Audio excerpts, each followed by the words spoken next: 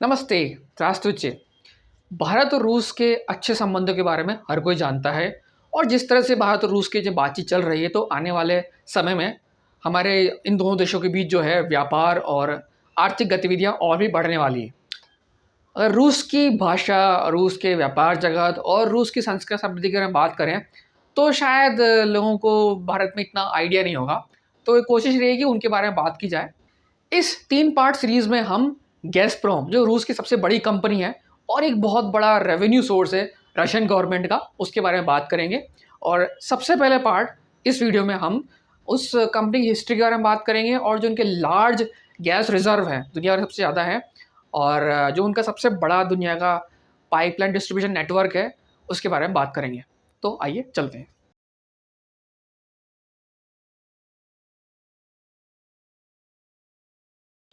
अगर हम डेफिनेशन पे जाएँ गैज़प्रोम की तो ये एक oil exploration, drilling, processing, distribution, pipeline laying, refining, selling, reselling, exporting, LNG tanker, सब तरह के बिज़नेस में गैज़प्रोम इन्वॉल्व्ड है। गैस और मेजरली गैस और कुछ लेवल पे ऑयल ड्रिलिंग एंड ट्रांसपोर्टिंग, और जो गैस से जो पावर प्लांट चलते हैं, है ना? उसके लेकर बिजली बनाने को लेकर और बिजली के डिस्ट्रीब्यूशन और जो पाइपलाइन डिस्ट्रीब्यूशन सिस्टम है उसमें ये इन्वॉल्व है। इस वीडियो के अंदर हम गैज़प्रोम की जो हिस्ट्री है उसको बहुत ब्रीफ में जानेंगे, पूरा डिटेल में जाएंगे। और यहाँ पे सारे चीज़ें मैंने नहीं लिखी है, बहुत सारे इवेंट हुए हैं, लेकिन कुछ जो मेन इवेंट्स हैं उसके बारे में जानेंगे और जो पाइपलाइंस का नेटवर्क है और उसके बारे में हम गैज़प्रोम का जानेंगे। तो आइए चलते हैं। तो जैसा कि आप देख सकते हैं 1989 में जो सोवियत संघ था ना, उस टाइम तक एग्जिस्ट करता था। तो उसमें दूसरे विश्व युद्ध के बाद ही गैस जो है गैस की जो डिस्कवरी हुई और उस गैस को जो जितने भी कंट्रीज सोवियत संघ के जो थे, वार्सो पैक्ट कंट्रीज थे ईस्टर्न यूरोप में, तो ईस्टर्न पार्ट ऑफ रशिया जो करंट रशिया है वहाँ से वेस्टर्न पार्ट ऑफ रशिया और ईस्टर्न यूरोप अभी कर वहाँ तक पाइपलाइन जो है डाली गई और गैस और ऑयल की सप्लाई होती थी। तो 1989 में जो है जितने सोवियत संघ का जो गैस डिस्ट्रीब्यूशन नेटवर्क था उसको मर्ज करके बना करके उसको गैज़प्रोम नाम की कंपनी शुरू की गई, ठीक है। तो जो गैज़प्रोम था उसके पास बहुत ही ज़्यादा जो गैस रिजर्व थे उस टाइम के और एक बहुत बड़ा पाइपलाइन डिस्ट्रीब्यूशन नेटवर्क, जिसके अंदर जो उस समय थी ड्रूजबा पाइपलाइन थी जो ईस्टर्न पार्ट ऑफ साइबेरिया से, अगर आप मैप देख सकते हैं, अगर मैप देख सकते हैं तो ईस्टर्न पार्ट ऑफ साइबेरिया से वो बिल्कुल west eastern part of Europe, मतलब रूस, बेलारूस, यूक्रेन होते हुए पोलैंड, जर्मनी को तेल की सप्लाई किया करती थी। ड्रूजबा पाइपलाइन अभी भी काम कर रही है। तो उस सब का जो कंट्रोल है वो गैज़प्रोम के पास आ गया। तो एक तरह से बहुत बड़ी जो एसेट थी उसके पास आई। और 91 में जो हुआ सोवियत संघ का जो है विघटन हो गया, जैसे कि हम जानते हैं। और उस बात क्या कि रशिया में जो उसका जो गवर्नमेंट है उन्होंने फ्री मार्केट इकोनॉमी पे ध्यान दिया। मतलब कि पहले सब कुछ स्टेट गवर्नमेंट कंट्रोल था लेकिन फ्री मार्केट इकोनॉमी थी। तो फिर 1993 में जो थी 1991 में ये स्टॉक मार्केट में लिस्ट हुई और 1993 में जो है गैस का एक्सपोर्ट होना शुरू किया।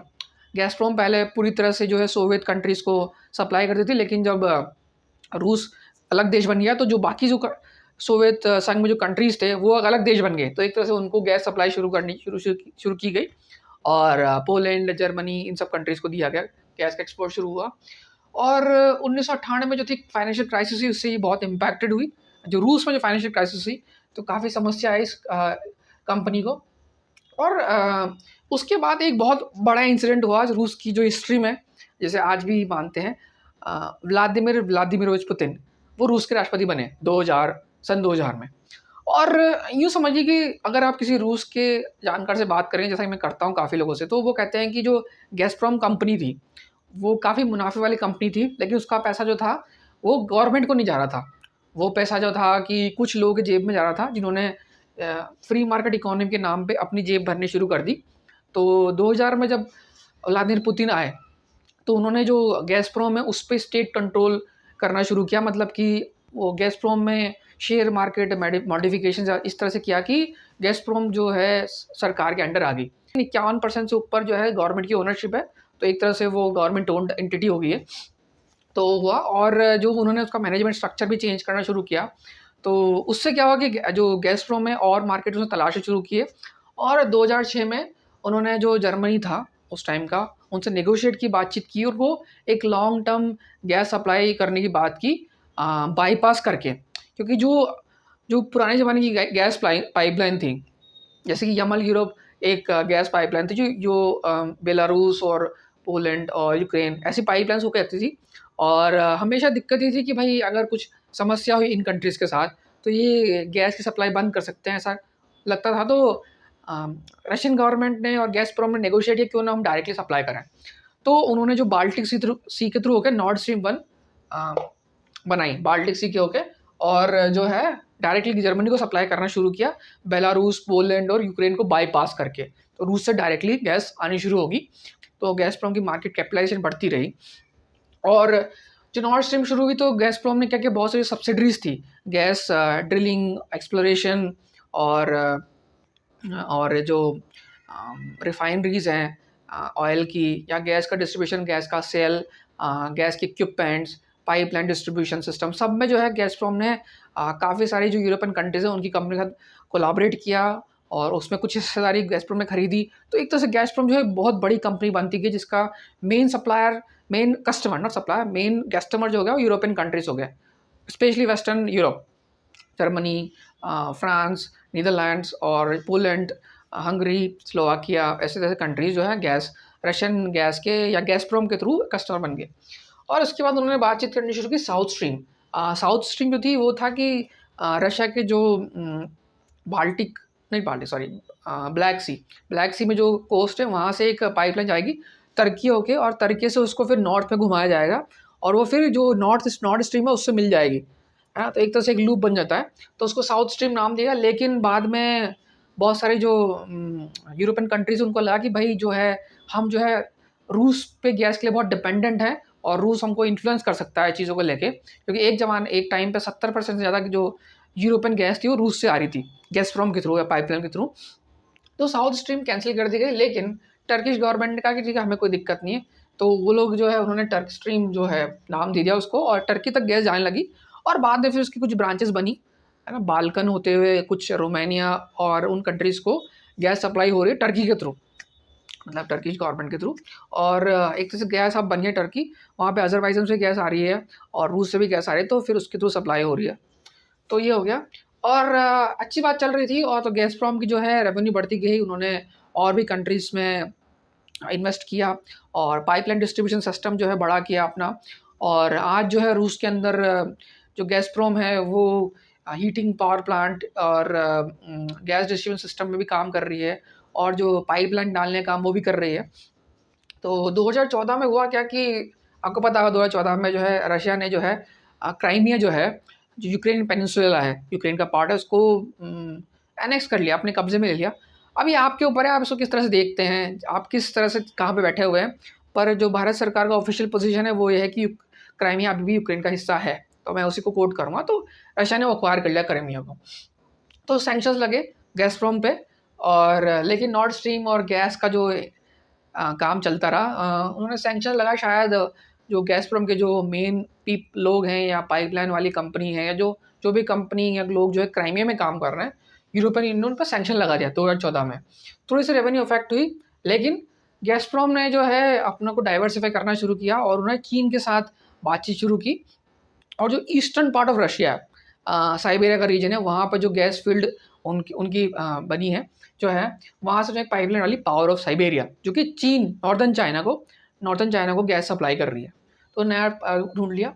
और उसके बाद जो बातचीत हुई थी कि जो नॉर्ड स्ट्रीम 1 है, उससे जो है जर्मनी को गैस सप्लाई होती है, उसकी कैपेसिटी रीच होगी, मतलब वो फुल होगी। तो बातचीत शुरू हुई इसी दौरान कि भाई नॉर्ड स्ट्रीम 2 जो है, एक और pipeline parallel to Nord Stream 1 डाल देते हैं। तो बातचीत हुई 2018 में, लेकिन उस समय तक यूएस में जो है डोनाल्ड ट्रंप जो है प्रेसिडेंट बन गए थे। उनके हिसाब से कहना था कि भाई जो है यूरोपियन कंट्रीज़ सिक्योरिटी के लिए यूएस पर डिपेंडेंट हैं, हम उनको सिक्योरिटी प्रोवाइड कर रहे हैं, लेकिन वो जो है रूस के अंडर इन्फ्लुएंस में, क्योंकि रूस जो है उनकी ज़रूरत का 60% ज़्यादा जो है गैस सप्लाई कर रहा है। तो उन लोगों ने पूरी कोशिश की कि नॉर्ड स्ट्रीम 2 फंक्शनल ना हो। और उन्होंने जो नॉर्ड स्ट्रीम 2 में काम करने वाली जर्मन कंपनीज़ है, इटालियन कंपनीज़ है, फ्रेंच कंपनीज़ है, उन पर सैंक्शंस लगाए।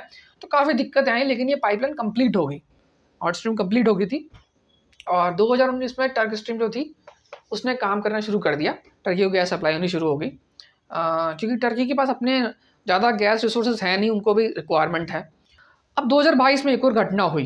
2022 में रूस ने जो है यूक्रेन को इन्वेड किया, अपनी फौजें भेजी वहाँ पे। उसके बाद वेस्टर्न कंट्रीज़ ने बहुत सारे सैंक्शंस लगाए।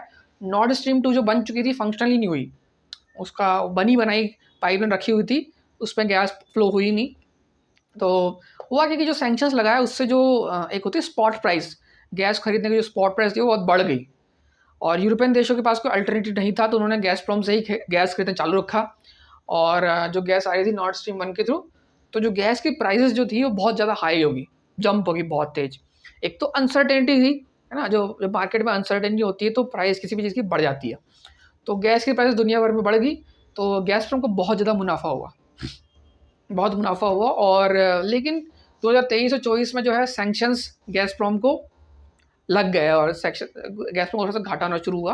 मुनाफा नहीं हुआ, लेकिन सबसे ज़्यादा जो घाटा 2023 में, यहाँ सबसे ज़्यादा मुनाफा 2022 में, 2023 में बहुत घाटा हुआ। लेकिन उन्होंने जो है नए साझेदार ढूंढने शुरू कर दिए, क्योंकि जो जो गैस है, लिक्विफाइड नेचुरल गैस, उसकी ज़रूरत सभी को है, किसी न किसी फॉर्म में। तो गैसप्रॉम को जो नए कस्टमर मिल जाएंगे, भारत भी उनमें शामिल हो सकता है, और सारी दुनिया को ज़रूरत है। लेकिन चीज़ ये है कि जो ट्रांसपोर्टेशन रूट है वो पाइपलाइन से आसान होता है, और सारी की सारी पाइपलाइन जो है वेस्टर्न पार्ट ऑफ रशिया है, मतलब कि वेस्टर्न यूरोप की तरफ है, रशिया की तरफ। वो ईस्टर्न में नहीं है या साउथ में नहीं है, जहाँ पे चीन है या फिर जहाँ पे और दूसरे कंट्रीज़ हैं। तो अब ये बात कर रहे हैं, पावर ऑफ साइबेरिया पाइपलाइन शुरू हो चुकी है, उसका एक और पैरेलल शायद बनाया जा रहा है, पावर ऑफ साइबेरिया पाइपलाइन 2। और हो सकता है कि ईरान से ही बातचीत हो जाए फ्यूचर में, इसको हम अगले वीडियो में देखेंगे वैसे। तो इस तरह से देखा है तो ये सब चीज़ें हुई, और गैसप्रॉम ने काफ़ी ज़्यादा जो इन्वेस्टमेंट किया था इन पाइपलाइंस पे, और काफ़ी उनको रेवेन्यूज मिली, लेकिन अब उनका एक रेवेन्यू पार्ट कट होता दिख रहा है। अब वो नए साझेदार तलाश रहे हैं नए कंट्रीज़ में, और जो है वहाँ तक गैस ट्रांसपोर्ट करने के लिए वो एलएनजी टैंकर चाहिए गैस के लिए, पाइपलाइन वहाँ फिजिबल नहीं है। तो वो भी एक बातचीत होगी, उन पर भी सैंक्शंस लगे हुए हैं। तो ये थोड़ा सा पीरियड ऑफ, देखिए कि गैसप्रॉम को थोड़ा सा कुछ पीरियड के साथ एडजस्ट होगा, उसके बाद गैसप्रॉम फिर से आई थिंक रेवेन्यू बढ़ेगी, क्योंकि गैस की रिक्वायरमेंट सबको है। तो मैं जैसे शुरुआत में कहा था कि दुनिया में सबसे ज़्यादा हाईएस्ट गैस रिजर्व है गैसप्रॉम के पास, ठीक है, और सबसे ज़्यादा पाइपलाइन गैस नेटवर्क है। और गैस रिजर्व जो है जनरली जो है, एक तो यमन पेनिनसुला है, वहाँ से सप्लाई होती थी पहले यूरोपियन कंट्रीज़ को, और एक ईस्टर्न पार्ट्स या नॉर्दर्न सी, ईस्टर्न साइबेरिया या नॉर्दर्न सी में है, और काफ़ी रिमोट प्लेसेस में है। तो इनमें काम करने के लिए, गैस ढूंढने के लिए, एक्सप्लोरेशन, पाइपिंग, ट्रांसपोर्टेशन बहुत महंगी चीज़ है। तो एलएनजी थोड़ी सी महंगी, एलएनजी बहुत महंगा जो है प्रोडक्ट है, नेचुरल रिसोर्स है, और लेकिन ये इको फ्रेंडली बोलते हैं इसको, एफिशिएंट है लोग कहते हैं, इको फ्रेंडली है, पोल्यूशन कम करता है। तो काफ़ी सारी कंट्रीज ने अडॉप्ट किया था। तो इसकी डिमांड रहेगी। और जो दो मेन जो है गैसप्रॉम के पास, दो मेन जो रशियन में गैस रिजर्व है, स्कालिन 1 और स्कालिन 2। गैसप्रॉम स्कालिन 2 को मैनेज करता है सखालिन 1 में भी भारत का स्टैक है, ओएनजीसी विदेश का 20%। सखालिन 2 जो है गैसप्रॉम ऑपरेट कर रहा है। पहले से विदेशी वेस्टर्न कंपनीज भी थी, लेकिन सैंक्शंस के बाद उन्होंने वहाँ से हट गए, तो अब गैसप्रॉम सोल जो है इसका वो हो गया, ऑपरेटर हो गया। और ये बहुत वास्ट गैस रिजर्व है, जो काफ़ी सालों तक कर देता रहेगा गैस। तो एक जैसे देखा जाए तो प्रूवन गैस रिजर्व गैसप्रॉम के पास बहुत है, और उनके पास जो है मैकेनिज्म भी है, बस उनको ट्रांसपोर्टेशन और नए कस्टमर ढूंढने पड़ेंगे, क्योंकि जो उनका सोर्स ऑफ रेवेन्यू था पहले, यूरोपियन नेशंस, वो उनसे दूर हट चुके हैं, या उन्होंने खरीदना बंद कर दिया है, कम कर दिया है, या कर देंगे, ऐसा उनका प्लान है। तो देखा जाए तो गैसप्रॉम का जो फ्यूचर है, अब भी लगता है कि जो रेवेन्यू सोर्स है रशियन गवर्नमेंट को देती चलता रहेगा, क्योंकि नेचुरल रिसोर्सेज सबको चाहिए होते हैं। और मेरे ख्याल से हम जो तीसरा पार्ट देखेंगे उसमें बताऊंगा कि मैं भारत की एनर्जी सिक्योरिटी है वहाँ पे गैसप्रॉम कैसे काम कर सकती है। और अगले जो पार्ट है उसमें हम बात करें कि जो गैसप्रॉम ने कैसे दूसरी कंट्री से कोलैबोरेट किया है, और जो फ्यूचर में उनके क्या प्लान्स होते हैं, किन कंट्रीज़ का तो काम कर रहे हैं। जैसे कि हमने देखा कि उनको नए जो है साझेदार चाहिए, नए मार्केट चाहिए, तो वो कहाँ ढूंढ रहे हैं, तो इस बारे में बात करेंगे।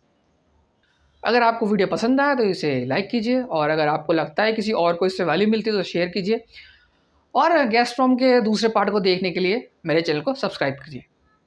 नमस्ते।